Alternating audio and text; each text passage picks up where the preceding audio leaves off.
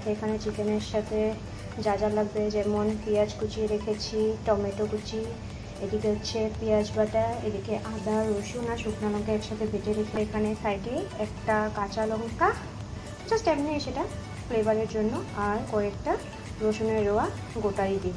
আর দেখো এদিকে আলুটাও রেডি করে রেখেছি, আলুটা জলে ভিজিয়ে রেখেছি, নাহলে আলুটা না কালা কালা হয়ে যায়। ফ্লেমটা অন করে দিয়েছি, এখানে তেল বসিয়ে, যে কোনো রান্নার আগেই একটু সেজন্যই লবণ দিতে হয়, তাহলে কি হয় চট করে যে কোনো কিছু সবজি ঢালার সাথে সাথে যে তেলটা যে ছিটে আসে সেটা আসে না। এবার ফার্স্টে ঢেলে দিচ্ছি চিকেন,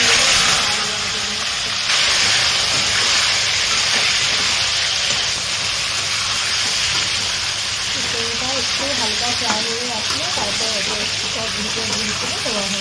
একটু হালকা করে চিকেনটাকে খালি করে ফ্রাই করে নেওয়া হচ্ছে। হালকা একটু ফ্লেভারের জন্য ঢেলে দেওয়া হলো গোটা গরম মশলা, যেমন দারচিনি, লবঙ্গ,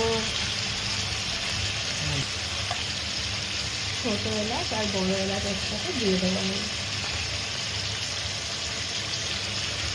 এখন সবগুলোকে আরও একবার ভালো করে মাংসের সাথে মিশিয়ে দেওয়া হবে।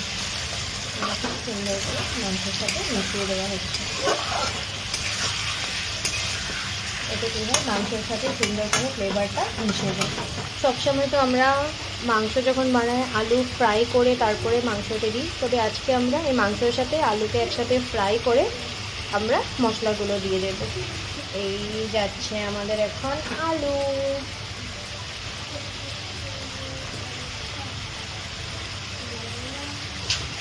এখন এটাকেও সুন্দর করে মাংসের সাথে মিশিয়ে ফ্রাই করা হবে।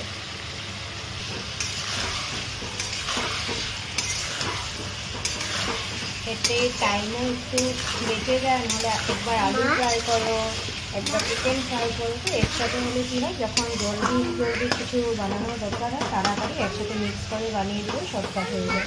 মাংসর থেকে না তোমাদেরকে কি বলবো, এই যে গোটা গরম মশলাগুলো যে দিয়েছি, এত সুন্দর একটা স্মেল বের হয়েছে, এমন লাগছে না এই অবস্থাতেই বের করে খাওয়া যাবে। আর গন্ধতেই মনে হচ্ছে যেন মাংসটা আজকে সত্যি টেস্ট হবে।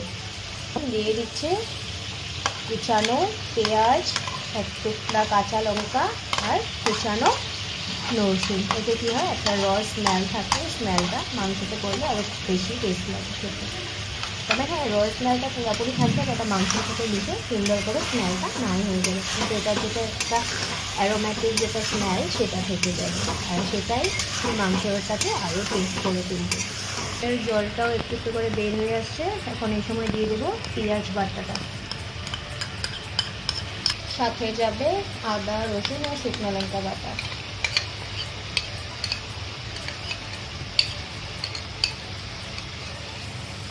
এখন আবারও পেঁয়াজ বাটা, আদা রসুন আর শুকনো লঙ্কা বাটাটাকে সুন্দর করে মাংসের আলুর সাথে মিক্স করে দেওয়া হবে। তারপরে এটা যখন কাঁচা গন্ধটা একটু চলে যাবে, তখন এর মধ্যে টমেটো আর যেগুলো আমাদের রেগুলার ইউজের যেগুলো মশলাগুলো আছে, যেমন ধরো জিরে গুঁড়ো, ধনে গুঁড়ো, লবণ, হলুদ, সেগুলো দেওয়া হবে। কাঁচা গন্ধটা একটু চলে গেছে, এখন দিয়ে দিচ্ছি টমেটো কুচি। আবারও টমেটোটাকে ভালোভাবে মিক্স করে নেব।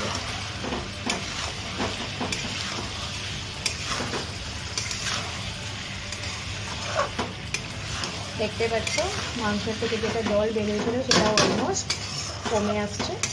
একটু টমেটো আদা রসুনের কাঁচা গন্ধটা আর একটু চলে গেলে আমরা রেগুলার ইউজের মশলাগুলো দিয়ে দেবো এতে এতে করে। এখানে একটা বাটির মধ্যে একটু জল নিয়ে তাতে এখন গুঁড়ো মশলাগুলো একসাথে মিক্স করে দেবো, তাহলে কি হয়, লেগে ধরবে না আর রান্নাটাও একটু ইজি হয়ে যাবে। 1 টিস্পুন দিয়ে দিচ্ছি এখানে হলদি পাউডার, কারণ হলদি আগের থেকে একটু দেওয়াই ছিল। এখন যাচ্ছে 1 টিস্পুন জিরা গুঁড়ো, জিরে powder, 1 teaspoon cumin powder, 1 teaspoon धनिया पाउडर और करियांडर पाउडर, একটু যাবে কাশ্মীরি মির্চ পাউডার। এটা কিন্তু ঝালের জন্য না, এটা জাস্ট একটা সুন্দর কালার দেবে, কালারটার জন্য ইউজ হচ্ছে। আর একটু দিয়েছি এর মধ্যে চিকেন মশলা। এখন সবগুলোকে সুন্দর করে মিক্স করে নেব। দেখো সবগুলো সুন্দর করে মিক্স হয়ে গেছে। এখন সবগুলোকে সুন্দর করে মিক্স করে একসাথে দিয়ে দিলাম।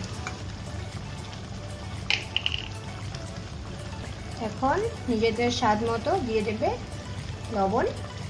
আমরা যে হিসাবে লবণ যতটুকু খাই সেইটার আমাদের স্বাদ মতো আর একটু 2 টেবিল স্পুন দিয়ে দিলাম লবণ। এখন মিক্স করতে যাও করতে যাও করতে যাও, সুন্দর করে সবগুলোকে মিক্স করে ছেড়ে দেব 20 মিনিটসের জন্য, যাতে মাংস থেকে যেটা জল বেরোবে সেটাও শুকিয়ে যাবে।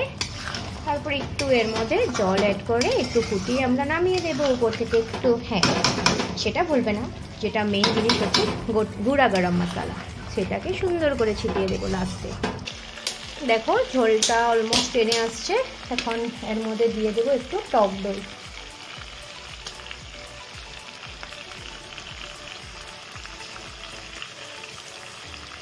টক দই দিয়ে দিলাম ছোট চায়ের চামচে 4 চামচ।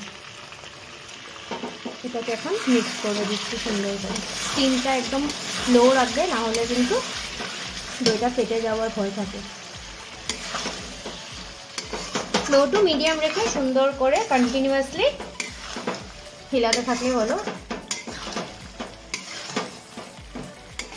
দেখো আমাদের কিন্তু দইটা একটুকু ফাটেনি, কারণ আমরা লো টু মিডিয়াম এসে রেখে চিকেনটাকে সুন্দর করে কষাচ্ছি। আর একটু কষে আসলে এতে একটু ঝোল দিয়ে একটু গুঁড়ো গরম মশলা কষাচ্ছি। আর একটু কষে আসলে এতে একটু ঝোল দিয়ে একটু গুঁড়ো গরম মশলা ঢেলে দেবো। দিয়ে দিচ্ছি এখন গরম মশলা গুঁড়ো।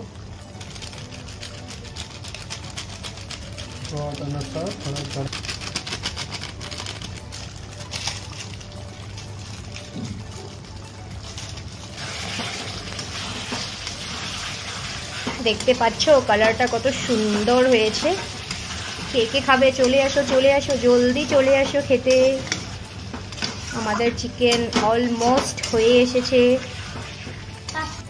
দিয়ে দিল একটু জল, খুব একটা বেশি আমরা ঝোল রাখবো না, সেজন্য একটুই জল দেওয়া হয়েছে। এটাই একটু ফুটে আসলে একটু এর মধ্যে ঘি দিয়ে নামিয়ে দেব। এখন এটাকে একটু ফুটতে দেওয়া হবে।